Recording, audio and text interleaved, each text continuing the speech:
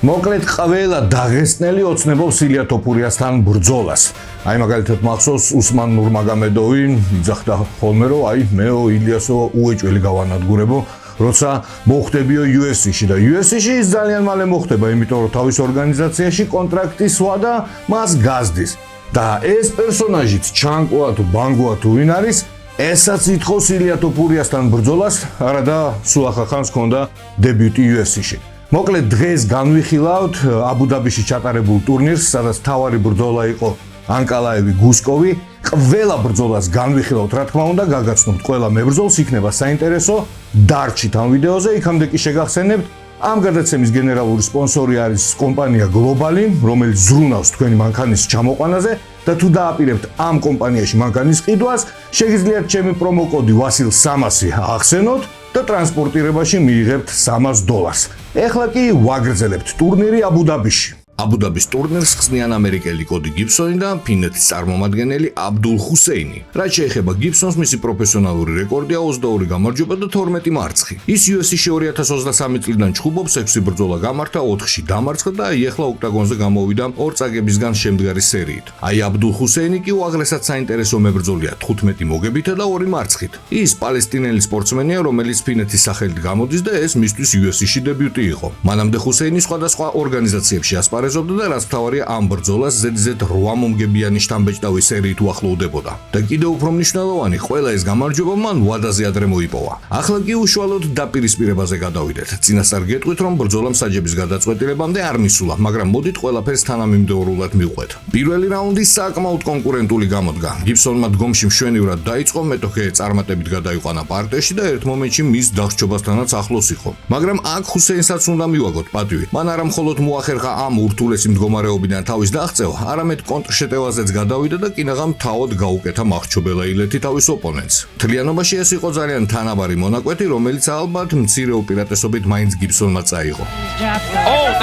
This is a guy who has been there, fought Octagon for Cody Gibson. Welcome back. Round number 2 here. მეორე რაუნდში ბრძოლის სურათი რადიკალურად შეიცვალა. ჰუსეინმა ეს მონაკვეთი უძლიერესი მარჯვენა დარტყმით დაიწყო, რომელმაც ამერიკელი ნოკდაუნში გაგზავნა. და სწორედ ამის შემდეგ დაიწყო პალესტინელის ტოტალური დომინაცია. ის ანადგურებდა მეტოქეს პარტერში, რამოდენიმეჯერ ახლოს იყო მახრჩობელით გამარჯვებასთან და რაუნდის ბოლო წამებამდე გიბსონს ფეხზე წამოდგომის საშუალებას არ აძლევდა. Good job. Done a great job with the finishing submission. staying active off his back. This is tight. Next round is Hussein to try and keep it. Let's it go. Changes. The fight certainly going in Hussein's direction. ყველაფერი მესამე მონაკვეთში გადაწყდა. სპორტსმენებმა დგომში დაიწყეს, მაგრამ ბრძოლა ძალიან მალე ისევ მიწაზე გადავიდა. და იქ ჰუსეინმა თავისას მაინც მიაღწია. მან გიბსონის შეცდომაზე დაიჭირა, მჭიდროდ შეკრა ილეთი და დაახჩო ის. აბდულ ხუსეინის ძალიან სანახაობრივი და დამაჯერებელი გამარჯვება საბბიშენით სადებიუტო ბრძოლაში. სხვათა შორის ზედიზედ მე-9 გამარჯვება ფინიშით. Watch this fight. That's tight. Yep. There Got it it. is. Finally, one sticks. Abdul King Hussein gets a submission win in his debut. And that was a fatigue. Abdul King Hussein. გადავდივართ მსუბუქ წონაში, სადაც ოქტაგონზე ერთმანეთს ამერიკელი მაიკ დევისი და ტაჯიკი მებრძოლი ნურულო ალიევი შეხვდნენ. მაიკ დევისი UFC-ში 2019 წლიდან გამოდის. ამ დროის განმავლობაში მან 7 ბრძოლა ჩაატარა და 5 გამარჯვება მოიპოვა. ის კარგი დამრტყმელია, რომელსაც დგომში ჩხუბი ურჩევნია, მაგრამ საჭიროების შემთხვევაში ჭიდაობაც მშვენივრად გამოსდის. მისი მეტოქე ნურულო ალიევი კი ამ ორთა ბრძოლას დაუმარცხებელი პროსპექტის სტატუსით შეხვდა 11 მოგებითა და არც ერთი მარცხით. 2022 წელს ის ლიგაში ეფექტურად შემოიჭრა და დანა ის პრეტენდენტთა სერიაზე ნოკაუტით გაიმარჯვა, რის შემდეგ ზედიზედ 3 ბრძოლა მსაჯების გადაწყვეტილებით მოიგო. როგორც თავად ნურულო აღიარებს, მას ხშირად ვიზუალურად ამსგავსებენ ჰაბიბ ნურმაგამედოვს. საქმე კომიკურ სიტუაციებამდეც კი მისულა, როცა მასთან ინტერვიუს ასაღებად მისულან და მართლა ეგონათ, რომ მათ წინ ჰაბიბი იდგა. და უნდა ითქვას, რომ ალიევის სტილით ძალიან ღავს არწივის მანერას. ის აქცენტს ტოტალურ კონტროლზე აკეთებს პარტერში, მუდმივად ჭიდაობს და თითქმის ყოველთვის ასრულებს ბრძოლებს საჯების გადაწყვეტილებით. რაც შეეხება უშუალოდ ბრძოლას, გულახდილად რომ ვთქვათ, სანახაობრივი ჩხუბი არ გამოვიდა. ალიევმა პირველივე წუთებიდან თავისი სცენარი მოახვია დევის, მუდმივად ფეხებში შედიოდა, მეტოქეს ბოჭავდა და დევის დგომში გახსნის მცირედ შანსაც კი არ აძლევდა. იმის ხარჯზე რომ ნურულოს ბრძოლა მეთოდურად და ჯიუტად პარტიაში გადახავდა, ის ქულებს დამაჯერებლად აგროვებდა. ეკრანზე ამ დაპირისპირების საუკეთესო მომენტებს დაგიტოვებთ და თავადაც ყველაფერს მიხვდებით. ყველაზე საინტერესო კი საფინალო სირენის შემდეგ დაიწყო. მაიკ დევისი ბრძოლის ასეთი მსვლელობის გამო იმდენად გაბრაზებული იყო, რომ ემოციები ვერ შეიკავა. მან კაცრად გააკრიტიკა ალიევის სტილი და განაცხადა, რომ მუდმივად მიწაზე წოლა და მეტოქის ჩახუტება კაცური ჩხუბი არ არის, ეს გეების სტილია. ამ პრეტენზიებს ნურულო მაქსიმალურად მშვიდად და ღიმილით უპასუხა. ჩვენთან ტაჯიკეთში ძალიან ლამაზი მთებია, გეპატიჟების სტუმრათო. საბოლოო ჯამში ნურულო ალიევი მორი გამარჯვებას იფორმებს და უმარცხებელი რჩება და თავის იდეალურ პროფესიონალურ რეკორდს 12-0-მდე აუმჯობესებს. Scorecards will connect them for you when we get It's gay. It's gay. Be a fighter. Nurulo Tashiko. ვაგრძელებთ განხილვას, გადავდივართ თქვენმძიმე წონაში 93 კილოგრამამდე. და აქ ერთმანეთს დაღესტნელი მებრძოლი მაგომედ ტუჩალოვი და ბრაზილიელი ბრენსონ რიბეირო დაუპირისპირდნენ. ბრაზილიელს უკვე თამამად შეგვიძლია ვეტერანი უწოდოთ, პროფესიონალებში ის 2015 წლიდან გამოდის, მისი საერთო რეკორდი კი 17 მოგებასა და 10 მარცხში ადგენს.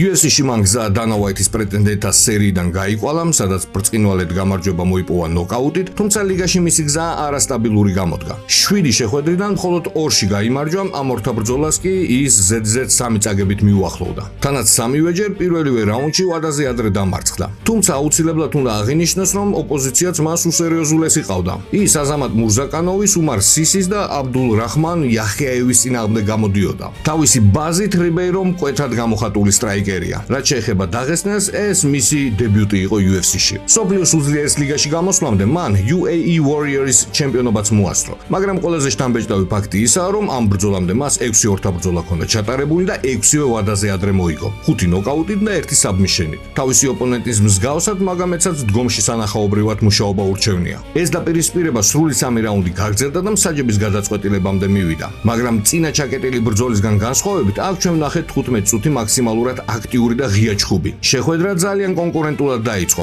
პირველ მონაკვეთში რიბეირო მშვენივრად გამოიყურებოდა და შესაძლოა ცოტათი უკეთესიც კი იყო. მაგრამ შემდეგ ყველაფერი შეიცვალა, ტუჩალოვმა ტემპს თანაბრად მოუმატა, ზუსტი დარტყმებით ბრაზილიას დაეწია და ინიციატივა გადაიბარა. მაშინაც კი, როცა ბრძოლა ჭირაობაში გადადიოდა, მაგომედი იქაც უფრო დამაჯერებლად გამოიყურებოდა და ეპიზოდებს იგებდა. საბოლოო ჯამში დაღესტნელი დებიუტანტის დამსახურებული გამარჯვება მსაჯების გადაწყვეტილებით. ეს ძალიან დინამიკური, დაძაბული და ლამაზი ბრძოლა იყო. ამ დაპირისპირების ყველაზე სანახაობრივ და საუკეთესო კადრებს კი გიტოვებთ ეკრანზე.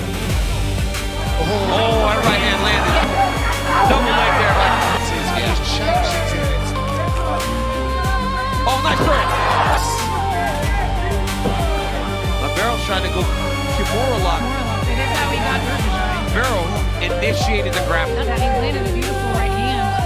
And now it's by Ribeiro.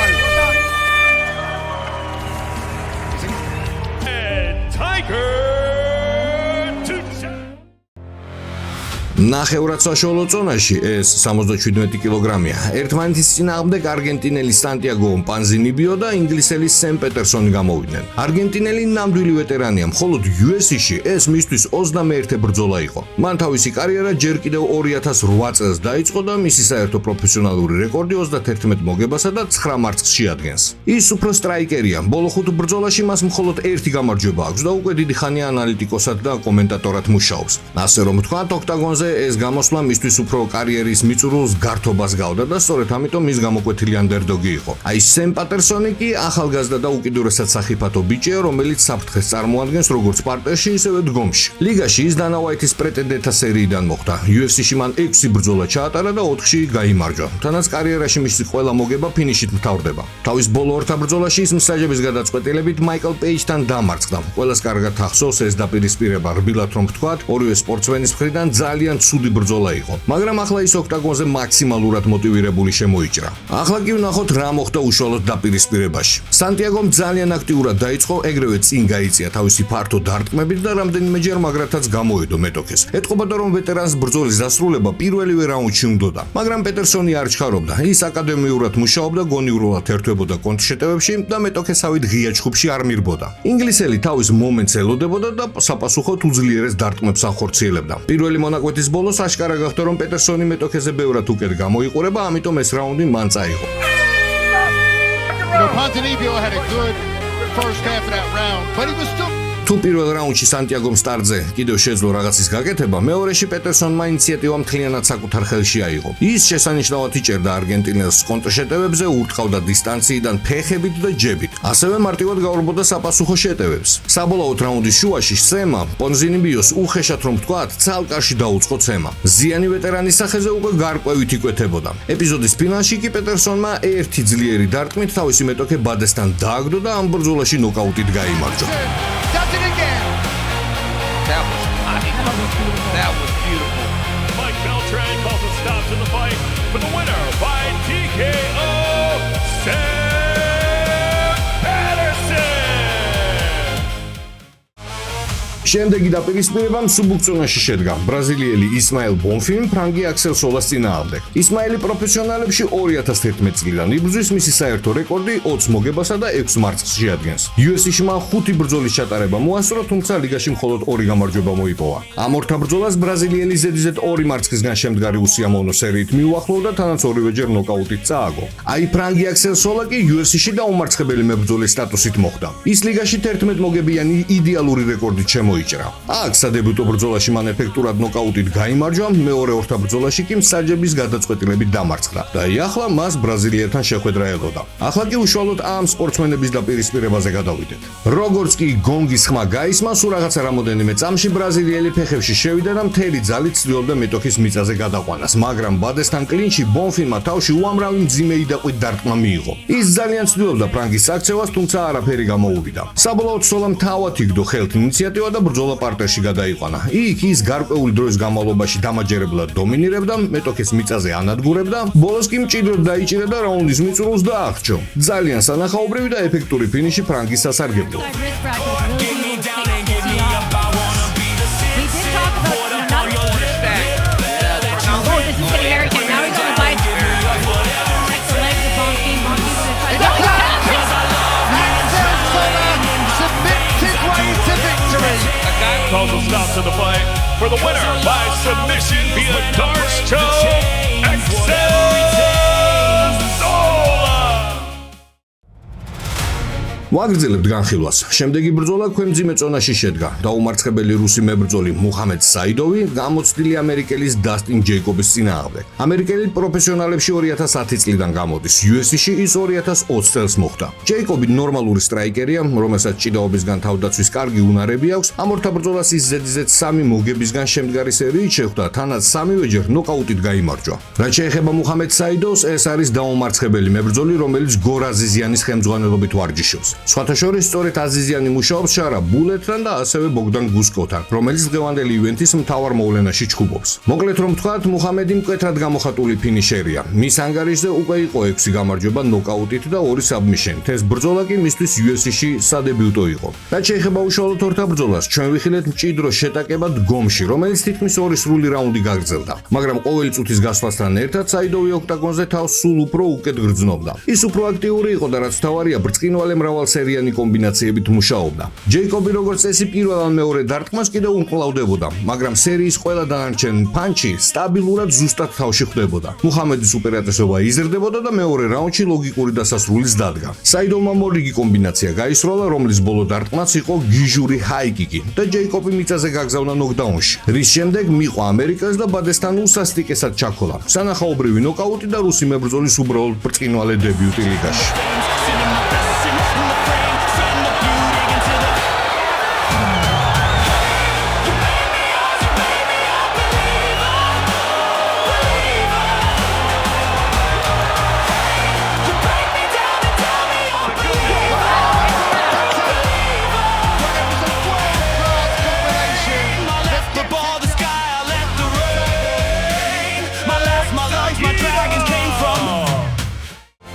მძიმე წონაში ერთ ძალიან საინტერესო დაპირისპირებამდეც მივედით, სადაც ერთმანეთს ამერიკელი ტომას პეტერსონი და ბრაზილიელი ვალტერ უოკერი შეხვდნენ. ტომას პეტერსონი LFA-ის ლიგის ყოფილი ჩემპიონია. მისი ამჟამინდელი პროფესიონალური რეკორდი 11 მოგებასა და 4 მარცხს შეადგენს. UFC-ის საგზური მან დანა უაითის პრეტენდენტთა სერიიდან მოიპოვა, სადაც ეფექტურად საბმიშენით გაიმარჯვა. ამის მერე მსოფლიოს უძლიერეს ლიგაში მან 6 ბრძოლა ჩაატარა, სადაც წაგებებს და მოგებებს ერთმანეთში ანაცვლებდა. მის ანგარიშზე 3 გამარჯვება და 3 მარცხია. აი ვალტერ უოკერი კი უაღრესად საინტერესო პერსონაჟია. ის გალიაში ბრაზილიის სახელით გამოდის, მაგრამ მოსკოვში ცხოვრობს და გორაზიზიანის გუნდს წარმოადგენს.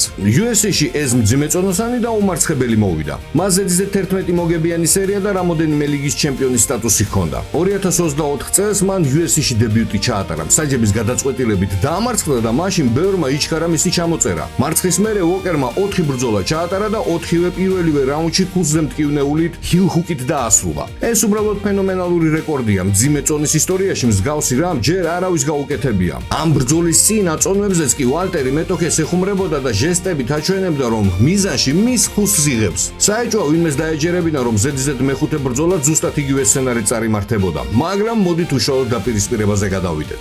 როგორც მოსალოდნელი იყო, ბრძოლა საკმაოდ მალე პარტერში გადავიდა და რა თქმა უნდა ვალტერ უოკერმა თავისი მეტოქის ფეხით დაითრია. ეს მან მაქსიმალურად ეფექტურად გააკეთა. ერთ მომენტში ისეთი შთაბეჭდილება შეიქმნა, რომ ყველაფერი ახლავე დასრულდებოდა, მაგრამ პეტერსონმა ხასიათი გამოავლინა. ის სასოწარკვეთილი ცდილობდა ილეთიდან თავის დაღწევას და მიწაზე გაქცევის მცდელობით 120 კილოგრამიან ბრაზილიელს ფაქტობრივად თან მიათრევდა. თუმცა უოკერმა ფეხს ხელი არ გაუშვა, მაინც მიიყვანა საქმე ბოლომდე და ფეხზე უსასტიკესი მტკივნეული ილეთი შეასრულა. ყველაზე გასაოცარი მთელ ამ ისტორიაში ისაა, რომ აბსოლუტურად ყველა მიცოდა, უოკერი ფეხზე მტკივნეულს გააკეთებდა. პეტერსონიც ალბათ ზუსტად ამისთვის ემზადებოდა, მაგრამ ვალტერი ამ კომპონენტში იმდენად ფენომენალურია, რომ მეტოქე მაინც აიძულა დანებებულიყო. ის კიდევ ერთხელ ამტკიცებს, მძიმე წონაშიც კი ელიტური ჯიუ-ჯიტსუ გამარჯვების საწინდარია. ზედიზედ მეხუთე მოგება ფეხზე მტკივნეული ილეთით. ვალტერ უოკერი უბრალოდ ნამდვილი მონსტრია. Walter, the Clean Monster Walker. Oh, Walter. Summer.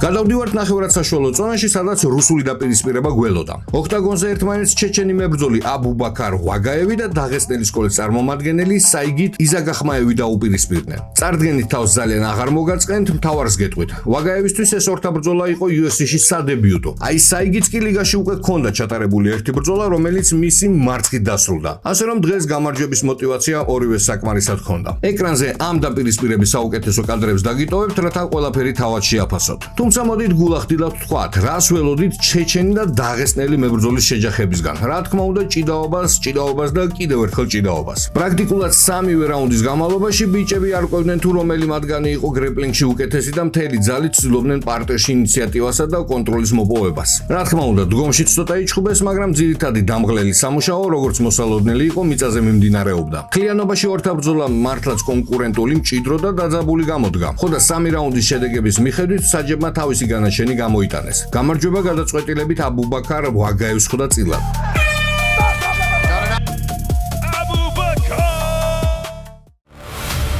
გადავდივართ მძიმე წონაში, სადაც ამერიკის წარმომადგენელი ტაირელ ფორჩუნი და რუსი მებრძოლი რიზვან კუნიევი შეხვდნენ. რიზვან კუნიევი Eagle FC-ის ლიგის ყოფილი ჩემპიონია. მან ბევრ სხვადასხვა ორგანიზაციაში მოასწრო ჩხუბი. UFC-ის საგზური კი დანა უაითის პრეტენდენტთა სერიიდან მოიპოვა. აქ სადებიუტო ბრძოლაში ის მსაჯების გაყოფილი გადაწყვეტილებით ტოპ მებრძოლ კორტის ბლეისთან დამარცხდა, მაგრამ შემდეგ ეს მარცხი ალმეიდასთან მსაჯების გადაწყვეტილებით მოპოვებული გამარჯვებით გადაფარა. და ახლა მას ამერიკელთან შეჯახება ელოდა. ტაირელ ფორჩუნი მკვეთრად გამოხატული დამრტყმელია, რომელმაც სახელი გაითქვა და კარიერის დიდი ნაწილი ბელატორის ლიგაში გაატარა. UFC-ში მისი დებიუტი სულ რამოდენიმე თვის წინ შედგა და წარმატებულადაც დაიწყო, როცა მსაჯების გადაწყვეტილებით გამოცდილი მარჩინ ტიბურა დაამარცხა. ეხლა კი მოდით უშუალოდ მათ დაპირისპირებაზე გადავიდეთ. ბიჭებმა თითქმის მთელი ორთა ბრძოლა ფეხზე გაატარეს. დგომში ჩხუბობდნენ და ამ ასპექტში კუნიევი მეტოქეზე ერთი თავით მაღლა იდგა. უკვე პირველ რაუნდში რიზვანმა ბრუნში ფეხის უძლიერესი დარტყმა გაისროლა პირდაპირ კორპუსში. თითქმის 3-ვე რაუნდის განმავლობაში რუსი მებრძოლი ინიციატივას დამაჯერებლად ფლობდა. ის ფორჩუნს აღემატებოდა როგორც განხორციელებული დარტყმების რაოდენობით, ისე მათი სიზუსტით და ხარისხით. ტაირელი გაშვებული პანჩებისგან რამოდენიმეჯერ აშკარად შეირყა. ასე გაგრძელდა ზუსტად იმ მომენტამდე, სანამ კუნიევმა მუხლის გამანადგურებელი დარტყმა არ გაისროლა. ამ დარტყმის შემდეგ ფორჩუნი გონს ვეღარ მოვიდა. სანახაობრივი და დომინანტური გამარჯვება რიზვან კუნიევი მესამე რაუნდში ტაირელ ფორჩუნს ეფექტურად აგზავნის ნოკაუტში. Rich სუბუქცონაში ორი დაუმარცხებელი მებრძოლის დაპირისპირება შედგა პოლონელი დამიან ჟეპეცკისა და დაღესტნელი მაგომედ ჩანკოს ზაინუკოვის. ბრძოლის მომენტისთვის პოლონელს 10 ბრძოლიანი წაუგებელი სერია ჰქონდა. ყველა თავისი ორთაბრძოლა მან ლოკალურ პოლონურ ორგანიზაციაში ჩაატარა, სადაც ჩემპიონიც გახდა. მისთვის ეს UFC-ში დებიუტი იყო, ისევე როგორც მაგომედისთვის. გასულ წელს დაღესტნელმა დანა ვაითის პრეტენდენტთა სერიაზე მსაჯების გადაწყვეტილებით გაიმარჯვა და ახლა პირველად გამოვიდა მსოფლიოს უძლიერეს ლიგაში. ჩანკო მანამდე ძირითადად რუსულ ორგანიზაციებში გამოდიოდა და დღეს თავის დებიუტში პოლონელს შეხვდა. მე ახლა ამ ბრძოლის კადრებს დაგიტოვებთ, თავად ნახეთ რა ხდებოდა ოქტაგონზე, აკი მოკლედ ვიტყვი, პირველი რაუნდი ძალიან თანაბარი გამოდგა. მაგრამ აი დანარჩენ ორ მონაკვეთში დაღესტნელი შესამჩნევად უკეთესი იყო. მან მეტოქე დგომში დალეცა და ჟეპეცკის უზარმაზარი ზიანი მიაყენა, რაც შეუიარაღებელი თვალითაც კარგად ჩანდა. თუმცა ამ ისტორიაში ყველაზე მთავარი თავად მაგომედის საქციელია ბრძოლის შემდეგ. დებიუტში გამარჯვების მოპოვების შემდეგ ჩანკულიკა ისე გათამამდა, რომ ეგრევე ილია თოფურიას გამოწვევა დაიწყო. ნუ ჩვენ კარგად გვესმის, რომ ილიამდე მას კიდევ საუკუნე სჭირდება და სიმართლე გითხრათ, ვფიქრობ, რომ მაგდონეს ის ვერც ვერასდროს მიაღწევს. თუმცა ფაქტი ის არის, რომ დღესდღეობით მაგომედი პროფესიონალებში ჯერ კიდევ დაუმარცხებელია, მისი რეკორდი 9-0-ია, მაგრამ აქ უბრალოდ აუცილებელია შეგახსენოთ. მისი ბოლო 4 ბრძოლა მხოლოდ მსაჯების გადაწყვეტილებამდე მივიდა. და ასეთი სტილით ის თოფურიასთან შეხვედრას როგორ აპირებს, ძალიან საინტერესო კითხვაა. და საერთოდ, ბოლო დროს თვალშისაცემია, რომ ზოგიერთი დაღესტნელი მებრძოლი ქართველების მიმართ ძალიან მტრულადაა განწყობილი. ეს სამწუხაროა, რადგან საბოლოო ჯამში ჩვენ ყველანი კავკასიელები ვართ და პირიქით ერთმანეთს ხარში უნდა დაუდგეთ, მაგრამ საქმეზე რომ მიდგება, ყველაფერი სხვანაირად ხდება. ავიღოთ თუნდაც არმან სარუკიანი, რომელიც საქართველოში დაიბადა, მაგრამ რატომღაც იგივე თოფურიას მისამართი ძალიან ცუდად იკმინება. ავიღოთ ეს ჩვენი ჩანკო, რომელიც აშკარად არამეგობრულადაა განწყობილი. და რაზეა საერთოდ საუბარი, როცა ცოტა ხნის წინ ინტერნეტში გავრცელდა ვიდეო, სადაც დაღესტანში მწვრთნელი თავის მცირეწლოვან შეგირდებს ასწავლის, რომ მერაბ დვალიშვილი თურმე არა კაცია. მე ახლა განახებთ ამ ვიდეოს და გითარგმნით კიდეც,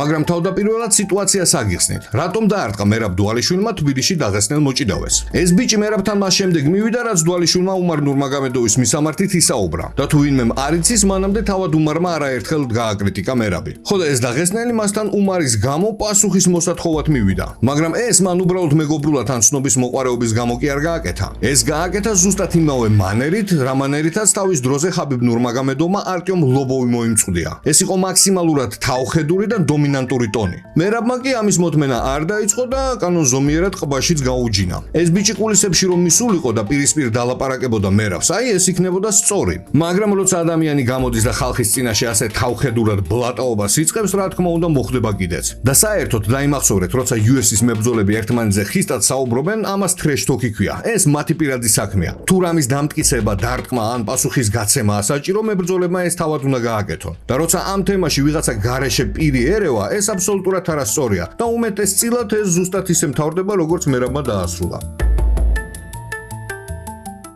ქართველ მებრძოლმა დვალიშვილმა, როცა უმარ ნურმაგომედოვზე წავიდა საუბარი, ზურგს უკან რა, ჩვენი ბრინჯაოს პრიზიორი და ევროპის ჩემპიონი ახმედი, რომელიც მივიდა და სთხოვა პასუხი, არასწორად მოიქცა. როგორ ფიქრობთ, მერაბას საქციელი სწორია? მოდი აბა შენ თქვი აზრი, მართალი იყო, როგორ უნდა მოქცეულიყო?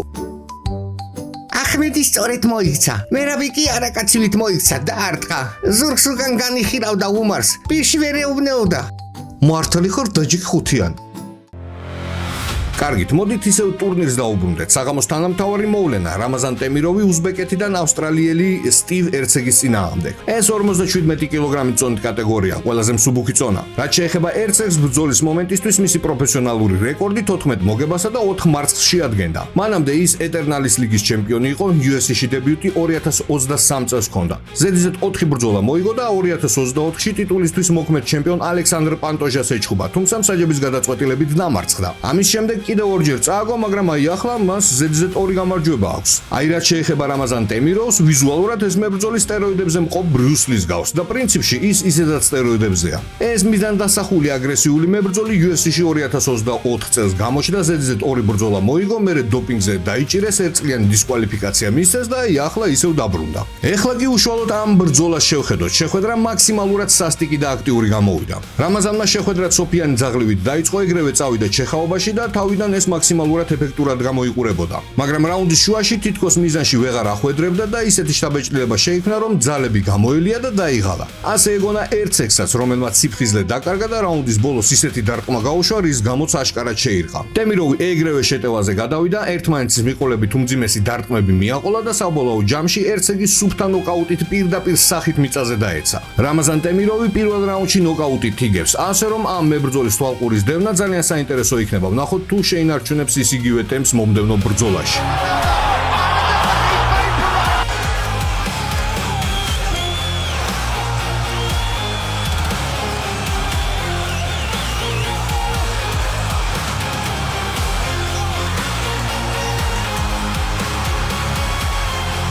Real KO in MMA, not a TKO, a knockout. Right hand, bam. By TKO, Ramazan Timberland Temiro. და აი მივადექით საღამოს მთავარ მოვლენას მაგომედ ანკალაევი ბოგდან გუსკოვის წინააღმდეგ. ნუ ანკალაევს ჩვენ კარგად ვიცნობთ, ის UFC-ის ყოფილი ჩემპიონია. ალბათ ყველას გახსოვთ, როგორ ძალიან უცნაურად მოუგო მან ალექს პერეირას. მე მაშინ ისიც კი ვთქვი, რომ აქ რაღაცაში იყო საქმე, თითქოს რაღაცა ბნელი ძალები ჩაერივნენ მეთქი. ეს ყველაფერი იმიტომ, რომ ანკალაევი დგომში პერეირას არ ამგონია, ვერასდროს მოუგებდა. ჭიდაობა რომ ჩაერთო კიდევ გავიგებდით, მაგრამ იმ დღეს ალექს პერეირა საერთოდ არაფერს აკეთებდა, თითქოს გამიზნულად დაუთმო გამარჯვება ანკალაევს. ასე გახდა დახესნელი ჩემპიონი, მაგრამ მეორე ბრძოლაში რევანსზე პერეირამ ის სულ რაღაცა ერთ წუთში გაანადგურა. მოკლედ თავად გამოიტანეთ დასკვნები, რაშიც იყო საქმე. საერთო ჯამში ანკალაევის პროფესიონალური რეკორდია 22 მოგება, 2 მარცხი, 1 ფრე და 1 ჩაშლილი ბრძოლა. 2022 წელს კი ანკალაევს აქვს ტიტულზე ნაბრძოლი იან ბლოხოვიჩთან. პრინციპში მოიგო კიდეც, მაგრამ საჯებმა ფრე დააფიქსირეს და ტიტული ისევ ვაკანტური დატოვეს. ოდესღაც UFC-ში მაგომედმა თავის სადებიუტო ბრძოლაში 2018 წელს წააგო. ამის შემდეგ ზედიზედ 12 შეხვედრა მოიგო, გახდა ჩემპიონი, დაკარგა კამარი და ახლა ის დივიზიონის პირველი ნომერია და მეცხრე ნომერ ბოგდან გუსკოვს ხვდება. ორივე სპორტსმენი სტრაიკერია. გუსკოვმა 2023 წელს დებიუტში წააგო, მაგრამ მერე ზედიზედ 4 ბრძოლა მოიგო. ისიც შეხვდა იან ბლოხოვიჩს და მასთანაც ფრე დაფიქსირდა. ახლა კი შანსი აქვს ტოპ 5-ში შეიჭრას. ნახოთ რა მოხდა.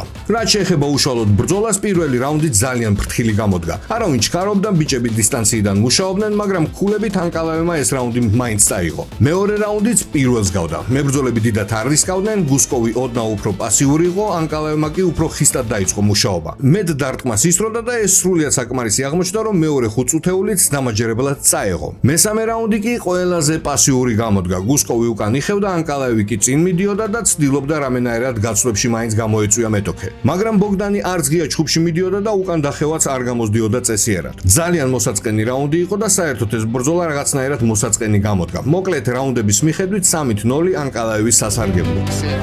He believes this. Right, changed everything. Maybe because you can be dominant. Champion's hurt right now. We don't know how. Squandered this opportunity. He is right now. It's very. მეოთხე რაუნდი უკვე ცალკარას გავდა. მაგომედმა მეტოქე პარტერში გადაიყვანა და იქ დაუსრულებლად ცდილობდა მეტოქის დახჭობას. პარალელურად დარტყმებით აგროვებდა ქულებს. გუსკოვმა უბრალოდ თავისი ხასიათის ხარჯზე გაძლო ბოლომდე. მიწაზე კი კარგად გამოჩნდა, რომ ანკალაევი პარტერში მთლიანად მოწოდების სიმაღლეზე არაა. კარგი ჯიუ-ჯიტსუ რომ ჰქონოდა, ის გუსკოვს კაიხნის წინ დაახჭობდა. მაგრამ ფიზიკურად ვერ მიიყვანა საქმე ბოლომდე. აქედან დასკვნა, ანკალაევი პარტერში არც ისე ეფექტურია. რაც შეეხება მეხუთე რაუნდს, ის ზუსტად მეოთხე სცენარს იმეორებს. ანკალაევი სწრაფად გადადის პარტერში და ზემოდან დარტყმებით იწყებს მუშაობას. ის უკვე აღარ ცდილობს მახრჩობელას ამ მტკივნეულის გაკეთებას, მიხვდა რომ ეგ არ გამოსდის. ამიტომ უბრალოდ უმოწყალოდ სცემს მეტოქეს მიწაზე და ეს გრძელდება იქამდე, სანამ რეფერი არ ერევა და ბრძოლას არ აჩერებს. მაგომედ ანკალაევი რაუნდებითაც იგებდა და რა თქმა უნდა საბოლოოდ ვადაზე ადრეც იფორმებს გამარჯვებას. რა ელოდება ანკალაევის მომავალში ჯერ არავინ იცის. მიიღებს ის სატიტულო ბრძოლას? დაწერეთ კომენტარებში რას ფიქრობთ ამ ყველაფერზე. მე მაგალითად არ ამგონია ვინმეს უნდადეს მისი სატიტულო ბრძოლაში კიდევ ერთხელ ხილვა. ამიტომ ვფიქრობ შემდეგი მეტოქე ალბათ იქნება პაულო კოსტა. მოკლედ არ ვიცი, ველოდები თქვენს კომენტარებს ამ თემაზე. Moving. Oh, it's over.